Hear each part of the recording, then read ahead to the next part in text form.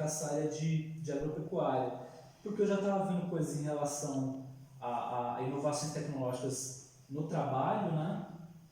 Mas ele veio com um dado muito interessante, que era Estados Unidos e Brasil, Estados Unidos em primeiro e Brasil em segundo, como são países que a força de trabalho no meio rural é muito baixa, né?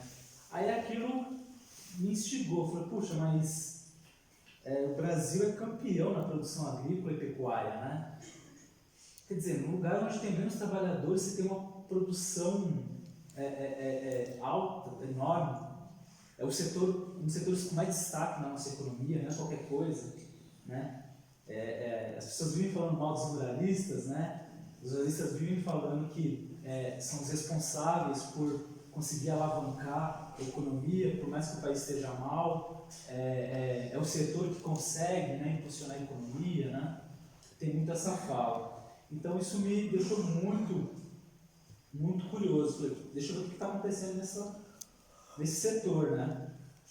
E está sendo incrível, assim, descobrir que existe uma reclamação geral que não se investe em ciência, né? Mas eu estou vendo que não é bem assim, não. Não é bem assim, não. Porque você vai olhar nesse setor, você tem, não é só as áreas das agrárias, não é só a área das agrárias, a zootecnia, né, agronomia, né, engenharia agrícola, que estão pesquisando coisas em relação ao meio agrário. Mas são, por exemplo, ciências computacionais, né, engenharia mecânica, engenharia de software, áreas que não tem nada a ver, né, com as ciências agrárias, e, no entanto, elas estão trabalhando, elas estão se tomando para desenvolver produtos para esse setor. Não é as agrárias que estão se apropriando, né, de pesquisas lá das exatas, ou da química, ou da matemática, né? São essas áreas que estão trabalhando, pensando em projetos específicos para o setor agropecuário. E assim, a Embrapa, por exemplo, que é a empresa brasileira de pesquisa no setor agropecuário, tem pesquisas de ponta em relação a isso, né? Tem pesquisas de ponta, envolvendo várias, né, universidades públicas e empresas do setor privado também. Então você também consegue... Muitas vezes estão dentro das universidades. Sim, na maioria das vezes. Você consegue perceber uma relação, quais são os atores, né? Daí você não percebe, por exemplo, toda essa movimentação para desenvolvimento da história, da produção historiográfica, por exemplo, né? Você não vê essa movimentação para as ciências sociais, né? Essa produção tecnológica, essa atenção, né? Então, assim, está sendo muito interessante perceber que... Até mesmo para as tecnologias sociais, né? Sim, que é uma outra questão também, né? A IBM, né?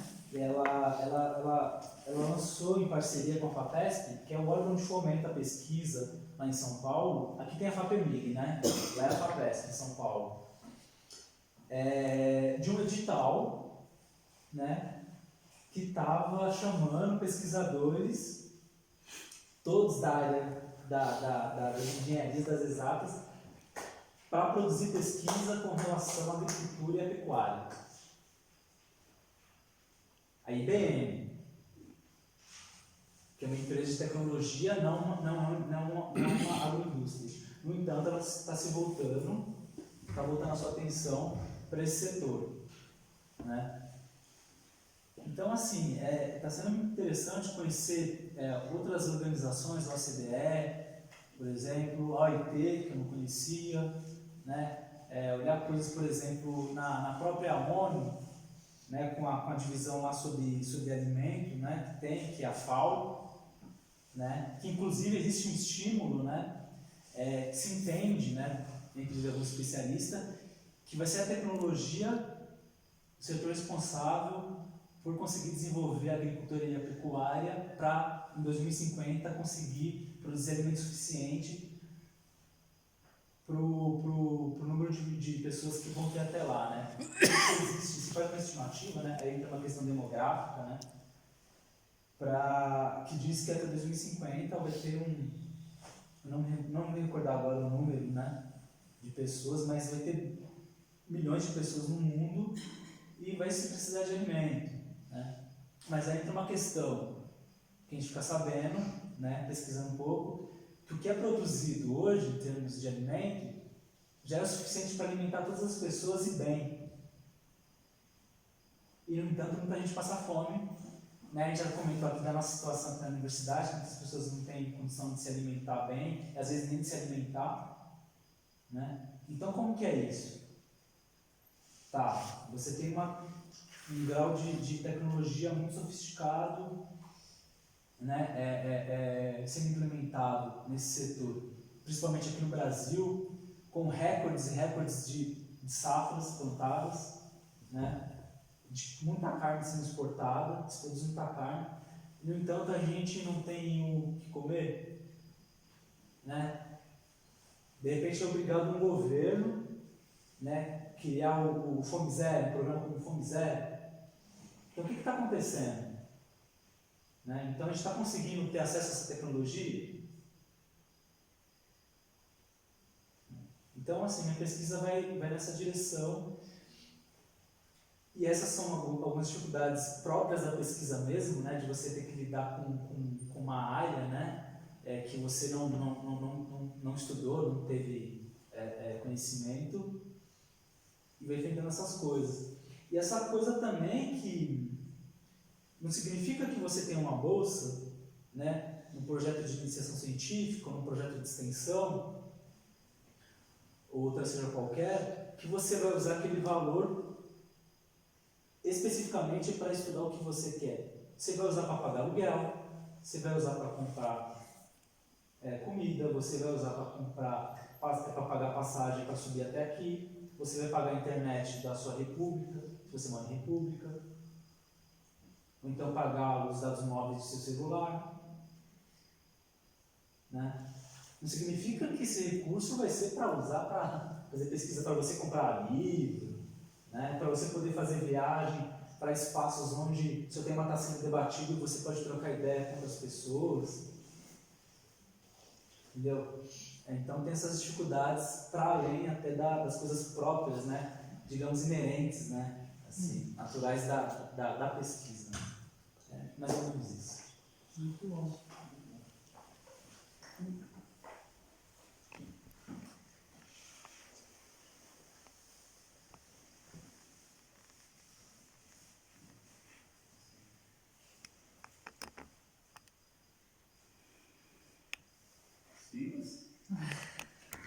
Caramba, hein, cara?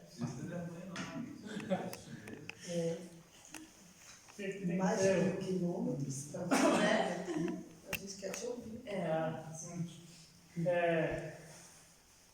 Bom, meu nome é Silas. Eu fui convidado para entrar no TTE no começo do ano, né? E aí tem uma questão específica que eu sou de São Paulo, né? Então acabei entrando como membro externo, né? Mas... membro externo, parece prótese, né? Parece o quê? Prótese, né? Membro externo, né? Mas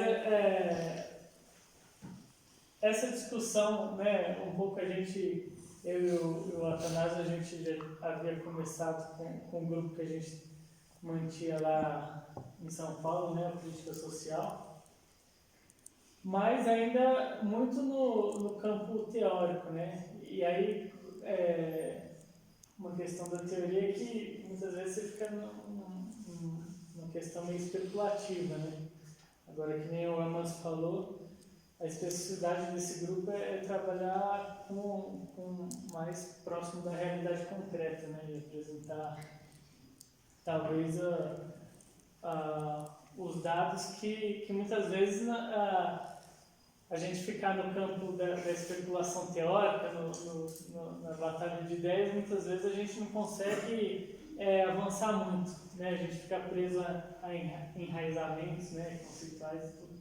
Então, eu acho que os dados que a gente vem trabalhando aqui são mais produtivos nesse sentido, né?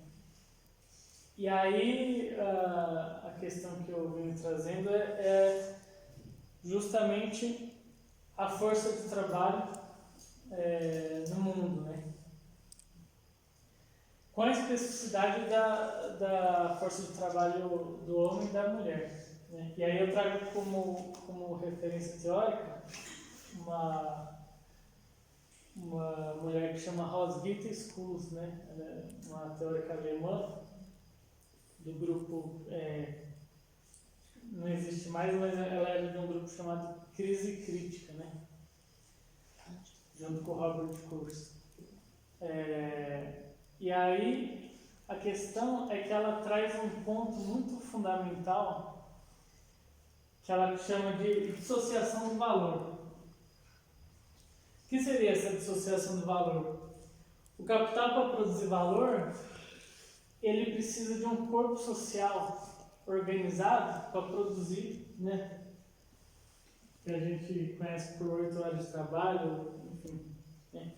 Então, para produzir o valor, ele precisa de um corpo social e que muitas vezes não são contabilizados, né? Trabalho doméstico é um deles. Cuidado com os filhos. Ou até mesmo aquele momento de criatividade, né? Que a gente está no caminho, no ônibus e... Então, assim, a dissociação é justamente isso. É o que é dissociado do valor, que é desprendido, que não é considerado como valor, que não é contabilizado. Mas que é fundamental, né, para sustentar a sociedade. E aí meu esforço é nesse sentido, né, de trazer a força de trabalho, né, o emprego, taxa de imigração, né, imigração internacional, taxa de automatização, proporção de automatização em cada setor, e como isso reflete com muito mais peso sobre a mulher, né, do que com o homem. Mas trazer um pouco essa reflexão do que a gente não considera como trabalho, né? O que o capital não insere na categoria trabalho e, portanto, não produz valor.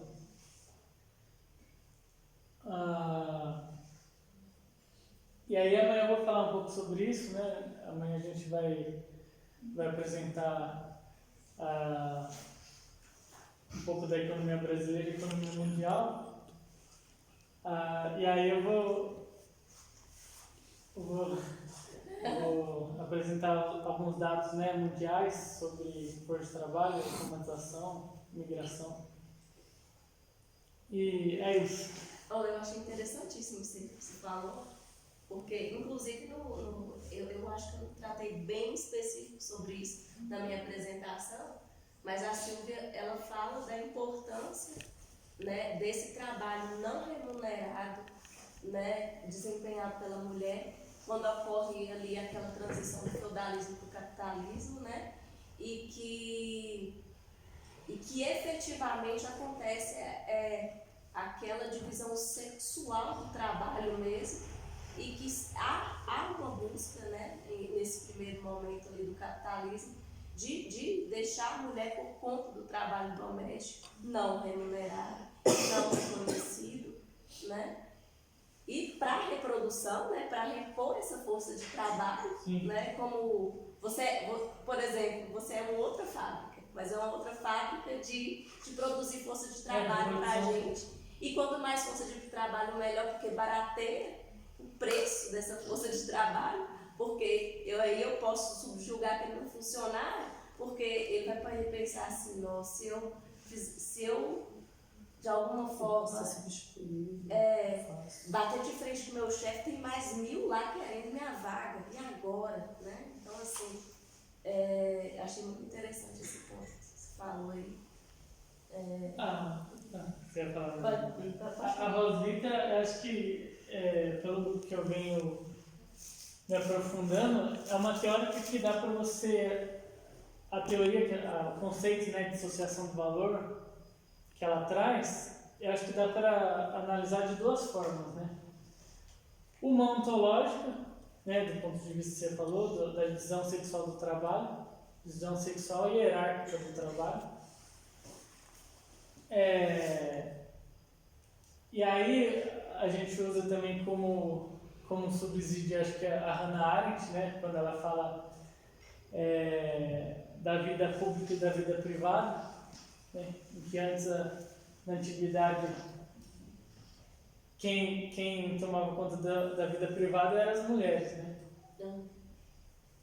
E enquanto os homens na vida pública, né, faziam a política, né? Eram os mercadores, conheciam novos territórios.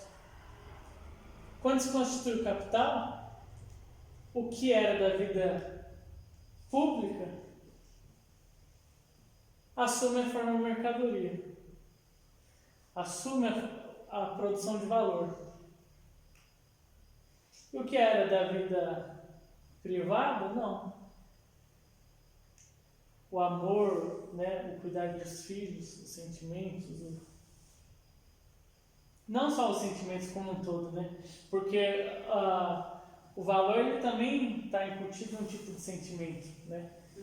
Um sentimento mais competitivo, né? Um sentimento menos empático. Nas suas entrelinhas ele também produz certos tipos de sentimentos, né? E aí do ponto de vista ontológico e também do ponto de vista da crítica do valor, né? Porque na medida que o capital ele assume, né, novos patamares tecnológicos e novos desdobramentos, né, da produção de valor, a gente acaba criando uma falsa ilusão, acaba fazendo uma leitura que as mulheres estão conquistando espaço, né? Estão entrando no mercado de trabalho e, portanto, a gente está finalmente conquistando a igualdade de gênero. E acho que o que a Roswitha traz, que é acho que uma das maiores contribuições dela, é justamente apontar que os setores que não são mais responsáveis pelos desdobramentos do capital são os que as mulheres estão entrando. Então, de novo, as mulheres estão em segundo plano, né? No setor financeiro, no setor de produção mesmo tecnológica, de inovação, ainda continua, no setor político, né? As mulheres são minorias, né? Tanto, mesmo nesses empregos que as mulheres vêm ganhando no mercado, além de receber menos, né, e serem minorias, você tem um espaço, né, para as mulheres se inserirem, mas no ponto de vista dos desdobramentos do capital, não. Então, acho que a questão da dissociação do valor é muito latente nesse sentido. Eu achei muito... Então, acho que a minha pesquisa tem um ponto de contato com a sua em relação à automatização, né? No meu pôster, por exemplo, que está sendo apresentado aqui no seminário do grupo, eu trato da robotização, né? No campo, no setor agropecuário, né? E de qual o impacto sobre o trabalho humano, né? Isso que no passado, na segunda metade do século XX, a mecanização aqui no Brasil ganha bastante força, né? A gente não produz essa tecnologia, né? Por exemplo, das colheitadeiras, né? Das plantadeiras, mas a gente consegue crédito e recurso financeiro para trazer essas máquinas e acelerar o processo de produção, né? Lógico que tem a questão do clima, que é muito favorável, a questão do solo também, que é muito favorável, mas o fato de ter uma tecnologia para trabalhar nesse ambiente acelera muito a produção, né? Agrícola e pecuária, né? Só que acontece o seguinte, muita gente sai do campo e vai para as cidades, no que é chamado de êxodo rural, né? Por conta de uma industrialização chamada de tardia e por conta da urbanização também, né? São outros fatores que ajudam com essa migração, né? Mas a questão tecnológica está presente e assim não tem volta, né? Porque outros setores da economia absorveram esses trabalhadores, né? Então assim, como que está sendo isso hoje? Só que agora de uma forma mais aprofundada. Agora você tem o processo de mecanização que ainda continua, né? Em várias culturas, continua muito forte. Mas aí você tem a sofisticação dos robôs, da inteligência artificial, né? Que tá chegando também por conta desse argumento de se produzir mais para alimentar o mundo. E o Brasil é chamado, né, de um grande celeiro, né, de um país que vai dar conta disso, né, que vai ajudar nesse processo, né. Mas aí tá, esses trabalhadores, para onde que vão? Se você, por exemplo, usa um drone, né, para aplicar defensivo agrícola, substitui aquele trabalhador que usava a bomba postal, né, que ficava se contaminando, aplicando agrotóxico, né, tá, você tira um trabalhador daquela situação de insalubridade, né, mas e aí? Ele vai ter qual formação, né, para fazer uma outra atividade, ou não vai ter, ou está tendo, né? Essas coisas que eu quero investigar, de qual é o impacto dessas tecnologias sobre o trabalho humano, né? Quer dizer, você acha que deve estar vendo a questão da indústria, setor de serviços também, né? Aí para onde que esse tipo de trabalhador corre? Se também na indústria você tem um grau de automatização e no setor de serviços também a coisa da automatização tá bem presente também. Você mesmo, né, teve contato com a Federação Internacional de Robótica. Lá na Coreia do Sul, a gente tem 615, uma densidade de 615 robôs a cada 10 mil trabalhadores. Isso dá mais ou menos uma máquina para 15 trabalhadores, né? Aí você chuta, daqui a uns 10 anos vai ser uma máquina para 10, né? Até a gente chegar num nível insustentável, né? Numa realidade insustentável. Foi assim com os tratores, as colheitadeiras, as plantadeiras, faz trabalho de 10, 20 pessoas, 20 homens, né? Sim. Agora, de outro lado, eu conheço um catálogo brasileiro das PANCs, né? Brasileiras. PANCs é plantas alimentícias não convencionais. Nesse catálogo tem 8.000 punks catalogados, né? Quer dizer, são 8.000 formas de se alimentar, sendo que a gente não conseguiu resolver o problema da fome. Tem muita gente passando fome. Tem muita coisa sendo produzida numa escala gigantesca, assim. Alimentos, né? Bom, O que mais me chamou no São Paulo foi isso, assim. Sim. Né? O quanto está sendo produzido e como assim tem gente passando fome. E o quanto dessa produção não fica aqui no Brasil.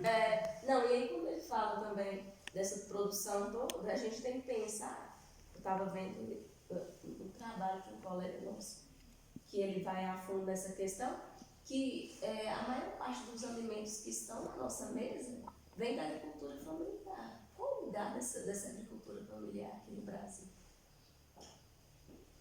Entendeu?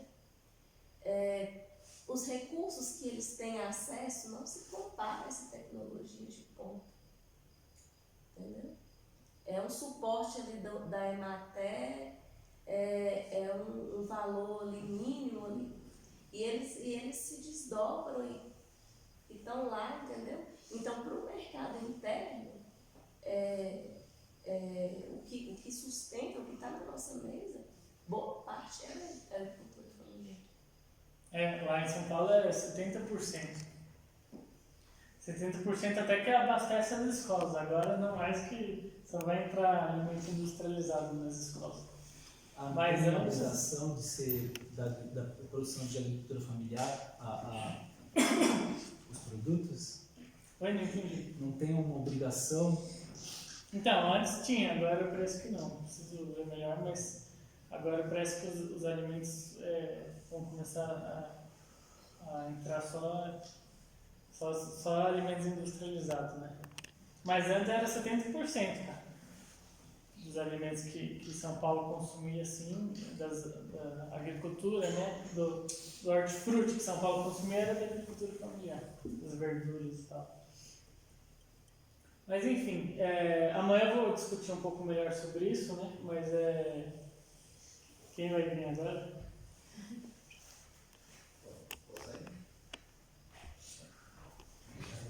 Obrigado a vocês pela informação. Nossa. Boa noite a todos, meu nome é Alisson, estou formando no curso de VHU em História. Amanhã eu vou estar apresentando a palestra por volta das 2h, 2h20. Ela se trata sobre a evolução e tendências do trabalho em Diamantina. Eu parto de 2010 e a intenção era ir até 2018. Se propondo a pensar a evolução deste emprego, a taxa de empregabilidade, de desemprego, média salarial, meu camarada Macia está ali comigo, média salarial, quantidade de empregos formais, informalidade, se é que tem essa possibilidade, os dados que eu consigo, os dados que são disponíveis têm essa possibilidade, e acima de tudo vai ser um ato político, um ato contra o governo, porque essa pesquisa não começou ontem, e muito menos este ano. Essa pesquisa começou ano passado, e eu utilizei o CAGED, né, que é o Cadastro Geral de Empregados e Desempregados, a OIT peguei alguma coisa, o Ministério do Trabalho, até quando ele existia eu estava utilizando muita coisa, mas este ano o governo que entrou, as informações ficaram sigilosas, e algumas informações que eu tive acesso até o final do ano passado, antes desse governo, simplesmente desapareceram. Então é uma denúncia mesmo ao sigilo e à censura às nossas informações. Porque é de grande importância se preocupar com a história e com os trabalhos em nível mundial e nacional. Mas enquanto isso, aquelas regiões latentes e emergentes, quando a história nacional desaparecer, a regional possivelmente vai ter sumido há muito tempo. Então é um chamado também para que você se preocupe também com a história regional, que é de suma importância. Aqui em Diamantina eu procurei o Ministério do Trabalho, né? O órgão do Ministério do Trabalho de Diamantina algumas vezes, o IBGE também utilizei, a plataforma em si, porque aqui em Diamantina eu não achei nada. Ontem foi a minha última tentativa, foi no UAI, né? É um órgão integrado também do governo de Minas Gerais, e ontem parece que as coisas estavam correndo bem. Houve um diálogo, falei na minha pesquisa, a pessoa falou que estava trabalhando com poucas pessoas, né? Mas que tinha muitos dados. Mas quando eu fui falando, era assim, não. Esses dados são sigilosos, mais uma vez. Então, é uma pesquisa de 2010 até 2018, mas eu tenho dados mais concretos, mais finalizados, né, sedimentados, até 2016. 2017, 2018 também tenho dados, mas com relação ao PIB, per capita, em nível nacional, nível regional, setorial, né, eu tenho essas informações até 2016. Eu vou estar apresentando elas de 2010 a 2016. Mas tem informações de 2017 e 2018. O grande desafio realmente é achar esses dados, porque são dados concretos e que hoje em dia não é interessante divulgar esses dados. Ressalto que aconteceu há 3 meses atrás, quando o IBGE soltou uma nota informando que a quantidade de pessoas desocupadas que desistiram de procurar emprego aumentou, que a taxa de desempregados aumentou. E o nosso atual gestor, né, falou que não é confiável as informações do IBGE. E era outra plataforma que eu estava utilizando. Ele falou que as informações do IBGE não eram confiáveis, que a metodologia não era correta. Ao que ele fez, demitiu o responsável pelo censo de 2020. Então, a partir de 2010, cumprindo como referência o censo de 2010, tendo como intuito chegar a 2020 e fazer uma comparação com o censo de 2020. Agora, não sei se vai ter esse censo, e muito menos se as informações desse censo serão verdadeiras ou, né, da forma que o governo quer. Mas em Diamantina é muito interessante, porque quando você parte em nível mundial, quando você fala que a força de trabalho masculina, né, ela é mais presente ou em maior número, em Diamantina é o contrário. Isso é muito interessante. Em Diamantina, nos dados de 2017, percebemos que as mulheres têm mais emprego que os homens na cidade. Mas, ao mesmo tempo, isso é um discurso moral que falseia a intensa exploração que elas sofrem. Por quê? Elas possuem mais empregos, mas continuam recebendo menos. E quando você pega a questão do PIB, de 2016, 2017 também, o que dá mais evolução, que mais dá poder econômico à cidade, são setores de serviços, comércio e administração pública, ou seja, os servidores públicos. A média salário deles impulsiona o comércio e os serviços aqui. Mas quando você vai ver, os serviços, as mulheres possuem mais empregos nos serviços e continuam ganhando menos. Então, de alguma forma, nós Administração também? a administração pública, sim, a administração pública, sim. Mas as mulheres não têm mais emprego na administração pública. Nos serviços, elas possuem mais empregos e essa média faz com que elas, em todos os setores, possuam mais emprego, entendeu? Do que os homens. Mas a média salarial é menor em todos os setores. Em serviços, inclusive, que ela possui mais emprego, a média salarial de 2017 é cerca de R$ 1.500 a menos do que os homens. A questão é que elas possuem mais empregos, muitas vezes são pais e mães ao mesmo tempo. Então, essa intensa exploração ela é falseada pelo discurso moral de que elas conseguiram emprego. As mulheres foram integradas ao mercado de trabalho e hoje em dia elas possuem mais empregos que os homens. Mas elas possuem mais emprego porque a mão de obra também é mais barata e automaticamente há intensa exploração em torno delas. O que vai de encontro com a questão da busca de segurança social. Elas possuem mais vulnerabilidade social, justamente porque elas vão trabalhar mais, ter mais emprego, mas muitas vezes elas têm que fazer mais de uma função de ser mãe de família também, porque aqui é uma sociedade patriarcal, há uma cultura patriarcal. E ao passo que você vê que as mulheres possuem mais emprego no serviço, aí a questão do assédio também, porque é muito presente. Isso eu falo por, assim, não é uma pesquisa concreta, mas quando você vai ver as pessoas que trabalham com serviço, as pessoas que já trabalharam, relatam isso, a questão do assédio também. Então é isso que eu vou abordar. Empregabilidade, salário médio, a questão da presença da mulher, principalmente nessa contradição estrutural que existe aqui em Diamantina, que elas possuem mais emprego recebendo menos, e embasando também meus argumentos a questão que aqui prevalece uma cultura patriarcal, entre outras coisas. Gostaria da presença de todos para nós debatermos mais, né? Porque o debate entre pares é sempre muito bom. E, acima de tudo, reforça um ato político de denúncia ao sigilo e à censura que nós estamos vivendo. Aguardo todos vocês, todos aqueles que não vieram informe também, por gentileza. Carlos, primeiro eu queria dizer para você o seguinte: sua pesquisa é a que mais, claro, todas são importantes, mas é a que mais me chama a atenção. Pela importância do objeto dessa pesquisa, tanto do ponto de vista científico quanto do ponto de vista social. E hoje, na prefeitura, o Ministério do Trabalho tem apenas um funcionário aqui. Na realidade, uma funcionária, ela chama Marli. E eu a conheço há muitos anos, há mais de 10 anos. E ela foi à prefeitura conversar com o prefeito, e depois que ela conversou com o prefeito, nós nos encontramos no corredor por acaso. E ela falou: Ronaldinho, estava te procurando para te pedir ajuda, porque o governo federal vai fechar o escritório aqui do Ministério do Trabalho. Nós temos hoje, tivemos aqui as sabatinas, os candidatos à reitoria, e uma questão que o Atanásio colocou entre as perguntas, se ele não colocou explicitamente, a gente refletiu e discutiu o assunto em algum momento, que é: os órgãos públicos de Diamantina, os órgãos federais, estão fechando. Aí a agência regional do INSS também está fechando. Vai virar uma agência local de Diamantina, vai deixar de ser regional, né?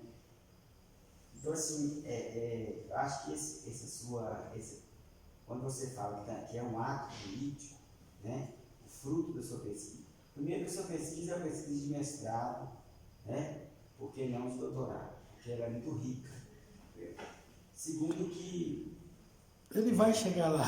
precisa, nós precisamos fazer coro com você, nós precisamos entender o que você está realmente dizendo, porque muitas pessoas não entendem, né? Quando você fala que a maior parte dos trabalhadores são mulheres, né?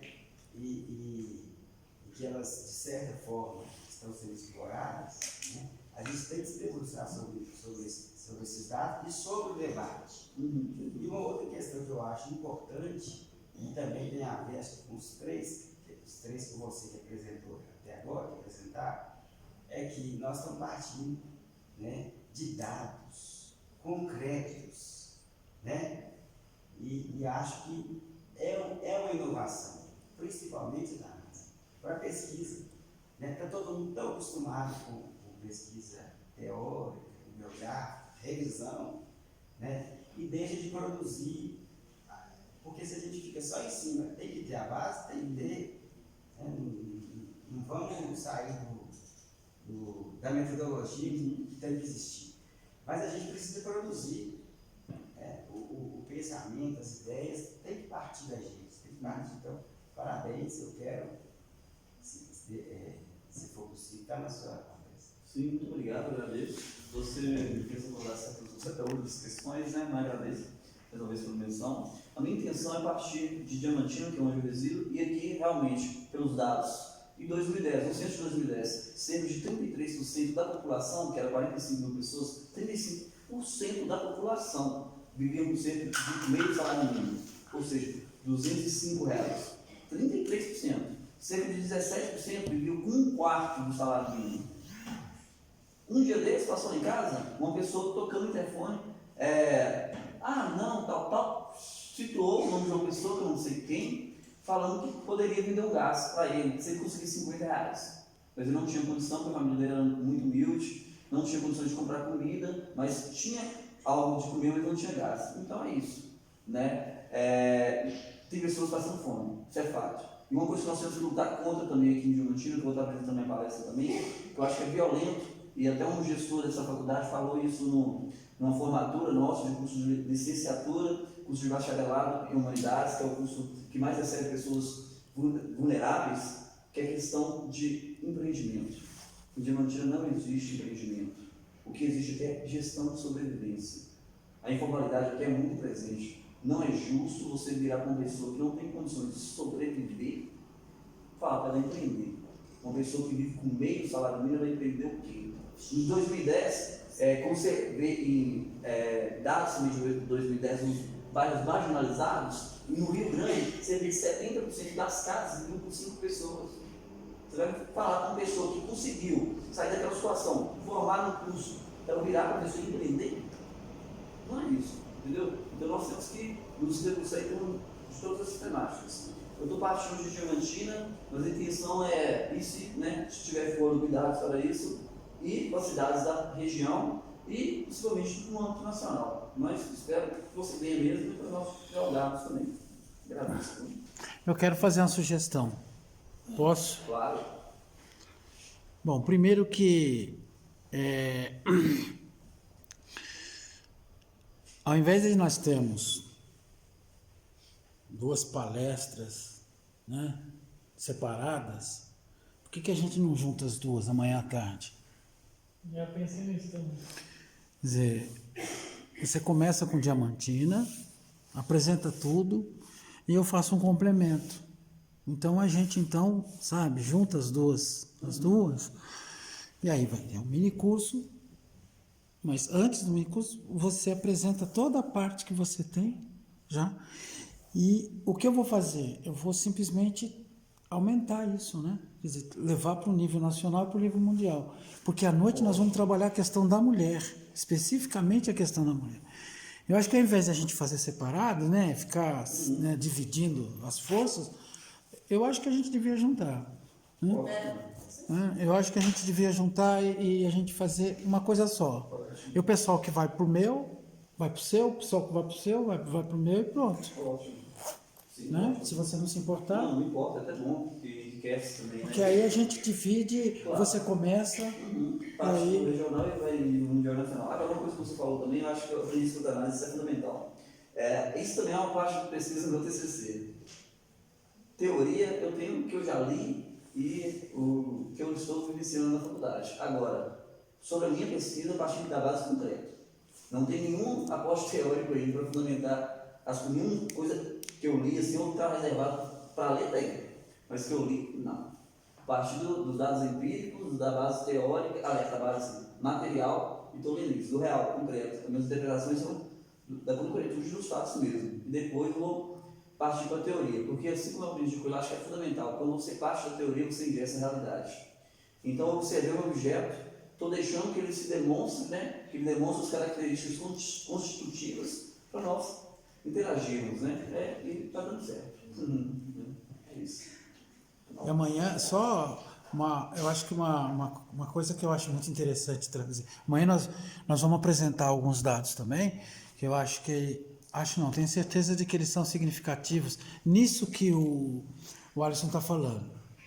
No Brasil, as mulheres estudam mais do que os homens, ficam mais tempo nas escolas e nas universidades que os homens, e as mulheres com diploma de nível superior, né, no Brasil, é a única categoria de trabalhadoras com nível superior que tem mais empregos do que os homens.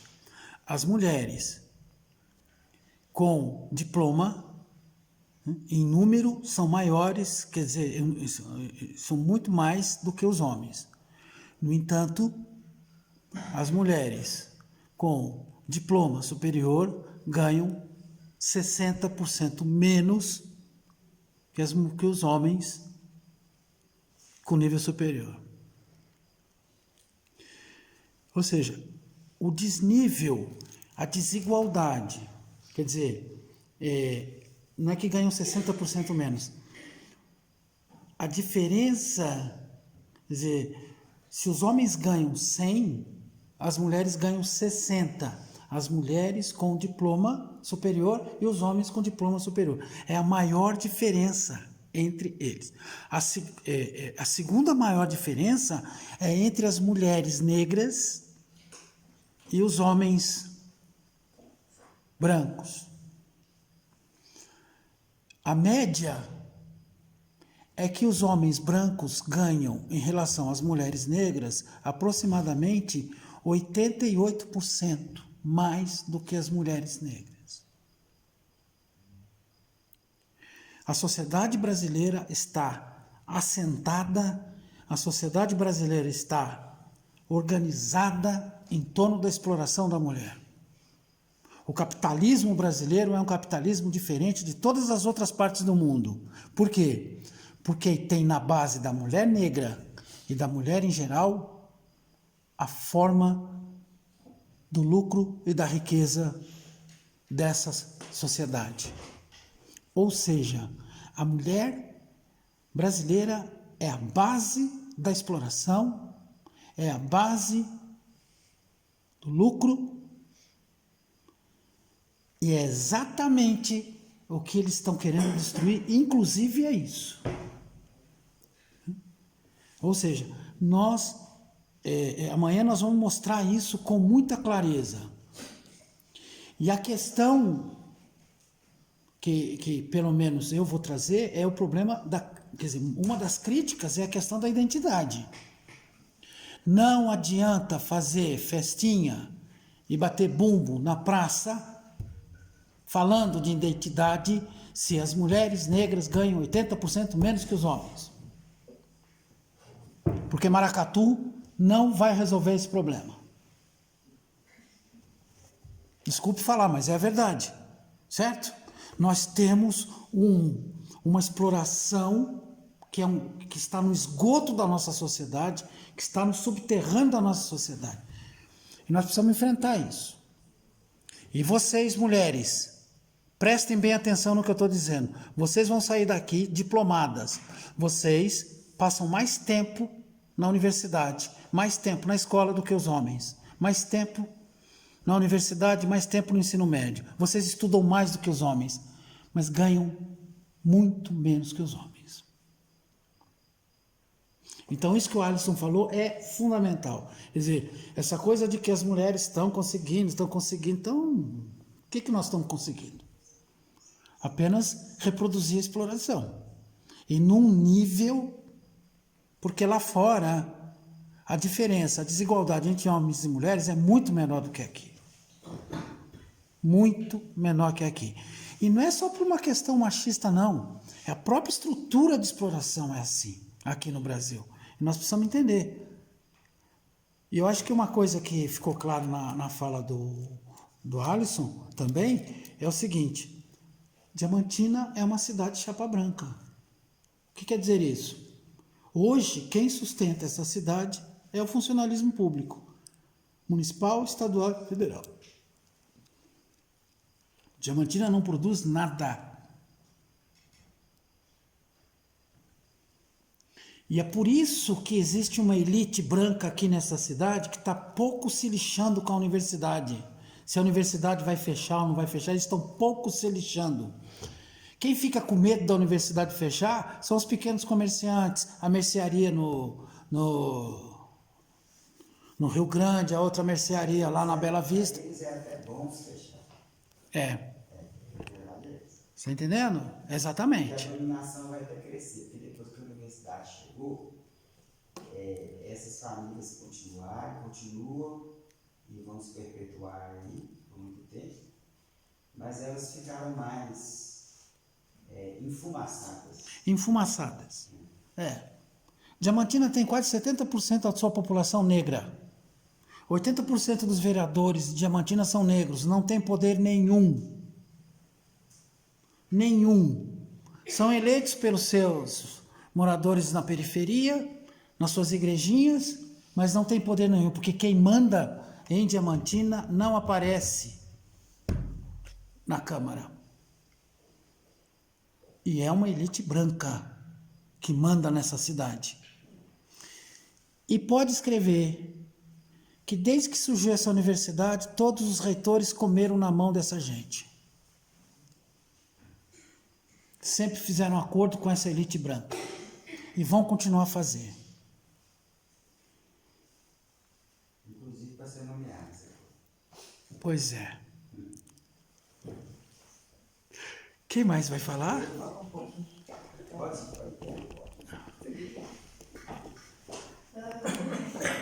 Então, meu nome é Leidiane. Fica aqui virando. Eu vou fumar um cigarro. A minha pesquisa, eu sou moradora de Diamantina, para quem não me conhece, né? E a minha pesquisa ela parte das minhas inquietações mesmo. Então, são perguntas... Não, você não é moradora, você é natural de Diamantina. Morador sou eu. Sou uma delas, né? Enfim, a minha pesquisa ela parte de inquietações minhas mesmo, né? São coisas que eu sempre perguntei para mim, continuo perguntando até hoje, e ela vai de encontro à pesquisa do Alisson, né? E bebe um pouco na fonte da pesquisa de todo o nosso grupo. E a minha pesquisa, ela trabalha principalmente com a força de trabalho da mulher negra, mas a minha ideia é partir das políticas de ações afirmativas, né? Porque eu sou formada em pedagogia e sempre me incomodou muito o discurso de igualdade que as escolas entendem, né? Não, você precisa estudar, você precisa se esforçar um pouco mais, vai dar tudo certo. Disseram isso para mim a vida toda, né? Então, eu entrei para a prefeitura, fiz concurso, trabalho na prefeitura há 12 anos. Depois disso, eu fiz um curso de técnico de educação infantil, depois eu fiz bacharelado em humanidades, depois eu fiz pedagogia e agora estou no mestrado. E todos os meus diplomas estão em casa.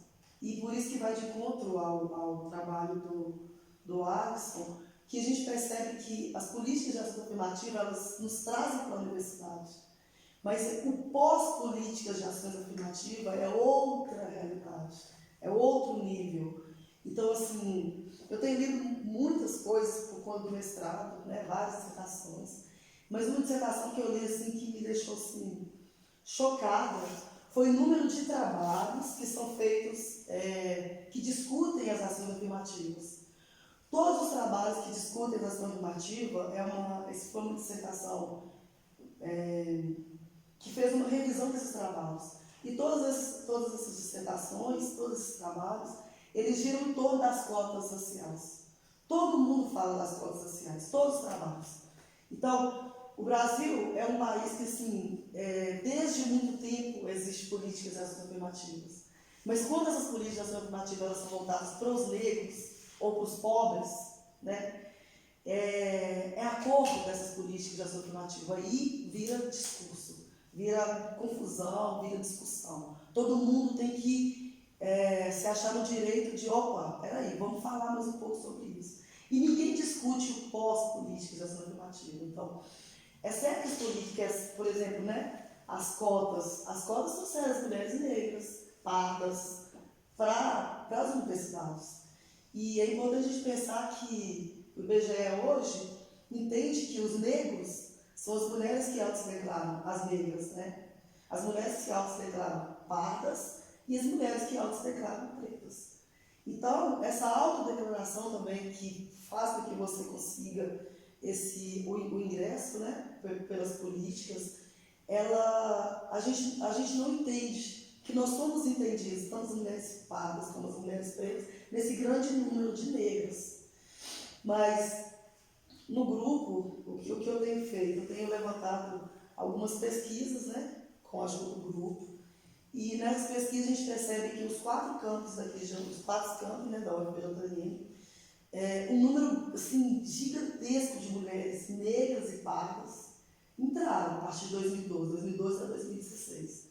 Só que essa autodeclaração, ela oscila o tempo todo. Não entre as mulheres brancas. As mulheres brancas na graduação, elas continuam, é um número sempre constante. Na graduação, no mestrado, esse número sobe. No doutorado, esse número sobe ainda mais.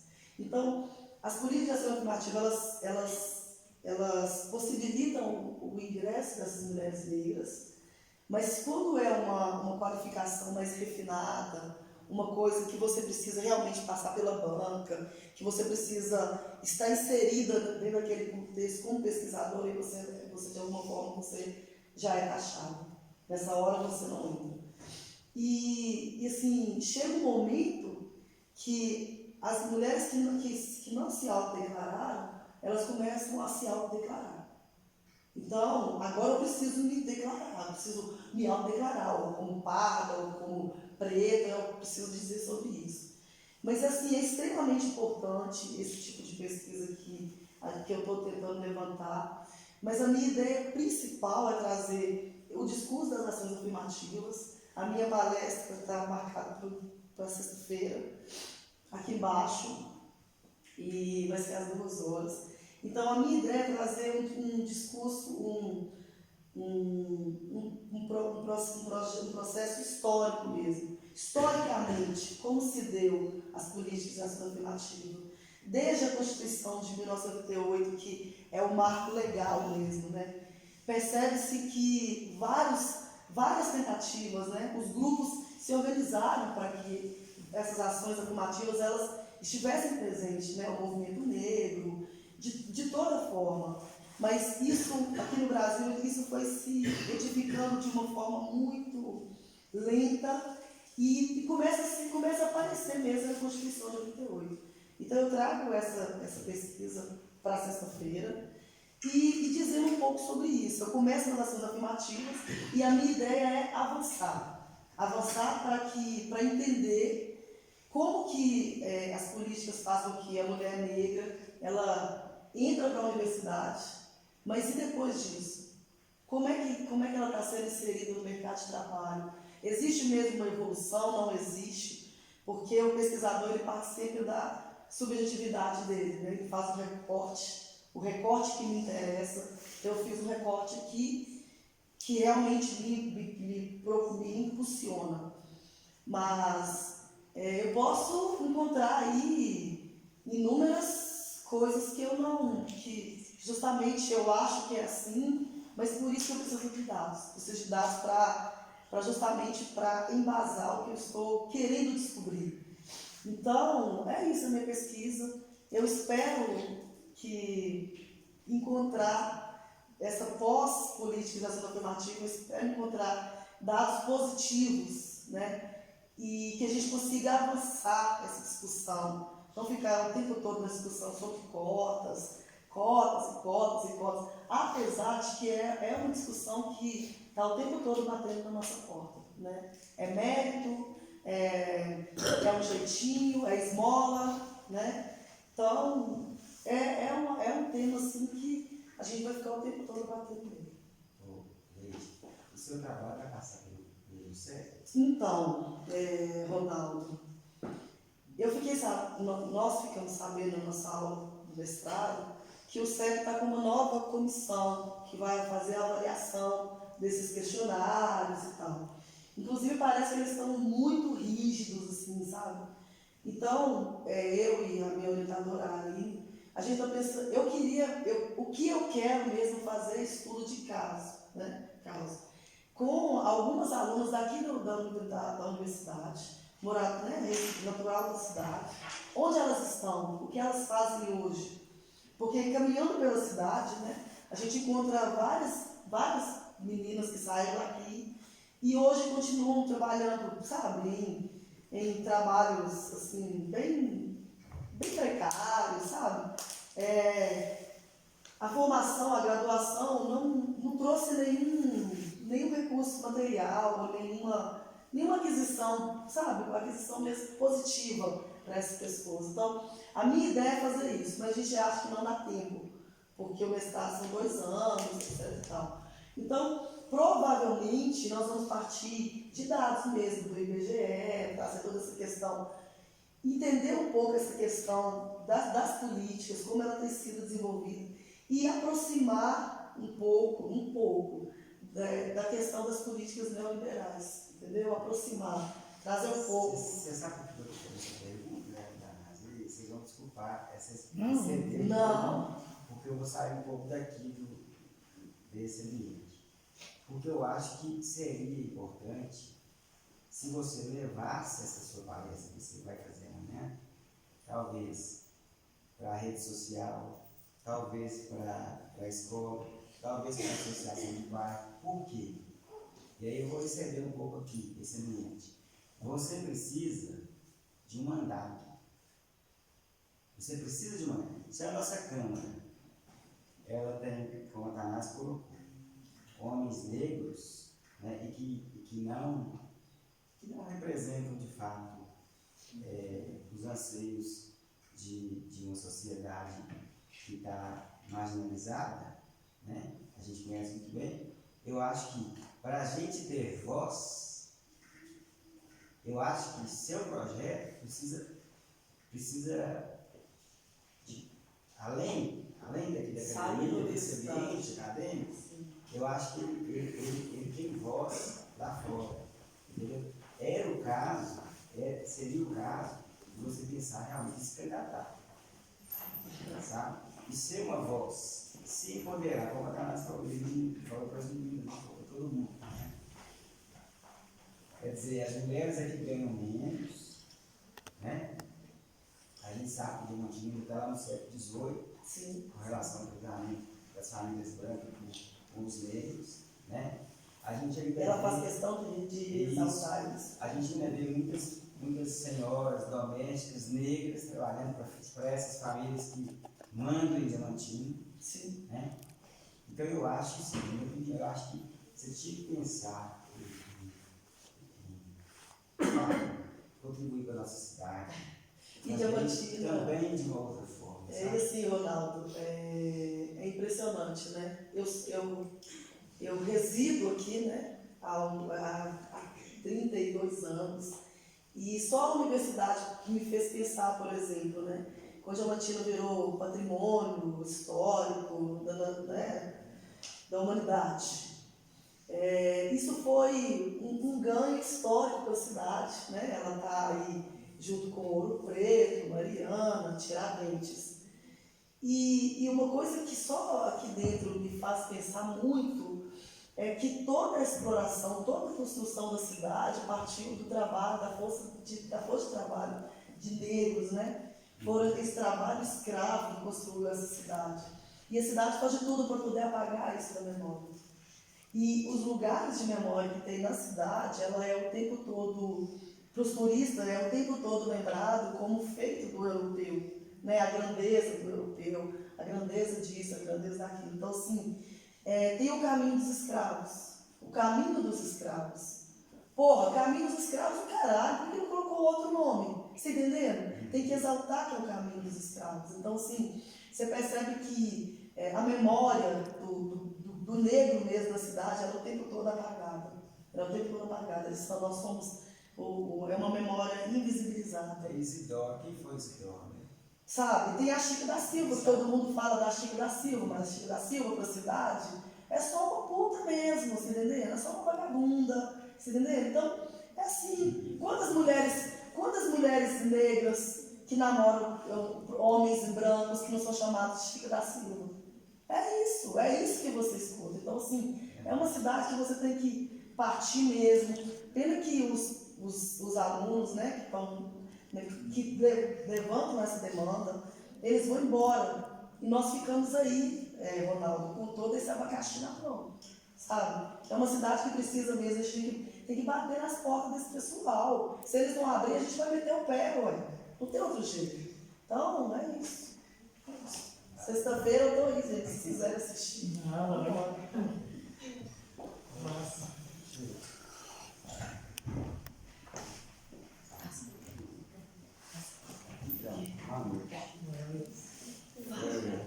Vocês estão ouvindo aí? Ô, gente, antes de falar da minha pesquisa, né, eu preciso falar do BHU de Etanás. Por quê? Não, pelo amor de Deus. Faz isso não. Não faz isso não. Em 2011, ele era o coordenador do BHU, né? E eu era aluno dele. E aí ele apresentou o modelo do curso, né? O que era o BHU. E aí entregou lá um manual. Acho que foi isso, um manual. E aí tinha a opção, fazer o BHU, ir para a história, pedagogia, podia ir para o turismo, geografia, enfim, as outras áreas, ou então não ir para a área nenhuma e ir para o mestrado. Eu falei, eu vou para o mestrado. Quando eu vi o panfleto, eu falei, eu vou pensar. Então eu fiz 80% do curso de turismo e ia para a aula e falei, o que eu vou fazer aqui? Porque isso não tem nada a ver comigo, porque o turismo trata muito de lucro, né? Do impulsionamento da economia, né?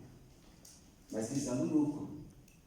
E, muitas das vezes, em cima do trabalho escravo de muita gente. Então, a minha pesquisa é também uma coisa que sempre me incomodou muito. E quando eu fui conversar com o Atanásio, antes de tentar fazer o processo seletivo, eu tentei uma vez, não consegui, depois da segunda vez eu entrei. Mas ele colocou para mim, olha, tem que ser algo que mexe com você. Não é algo que eu tenha me apaixonado. Não, é algo com o qual eu tenho indignação mesmo. É algo com o qual eu estou puto mesmo. É algo que me deixa aquela pedra no sapato. Então a minha pesquisa, ela vai, como eu trabalhei 11 anos no SUS estadual, eu tenho um conhecimento de como funciona o sistema único de saúde nacionalmente e regionalmente e localmente. Então, nós estamos no seguinte capítulo, mas qual que é o objetivo da pesquisa? Tentar entender a relação, né, a atuação do SUS nas duas casas de saúde de Diamantina e qual o prejuízo dessa relação para nós, usuários, a partir da relação que essas casas têm com a rede privada. Né? E aí a gente levanta uma hipótese que o público privado em Diamantina não é controlado pelo Estado. Que a elite diamantinense, que são essas famílias, e que a gente ainda não conseguiu caracterizar se a palavra certa é elite, né? Eles estão acima dessa relação público-privado. Então, é que nós conseguimos, a partir de dados, né, que a gente extraiu de bases de dados que estão abertas, que o Alisson ele pesquisou o IBGE, ele foi buscar os dados sumiram. Então, graças a Deus, os dados não sumiram, os meus estão lá. Entendeu? E eu também já printei tudo, está tudo bem guardado no pendrive, no nuvem, no computador, então não vai sumir não, porque eu preciso dele, entendeu? Para comprovar o que a gente está tentando dizer.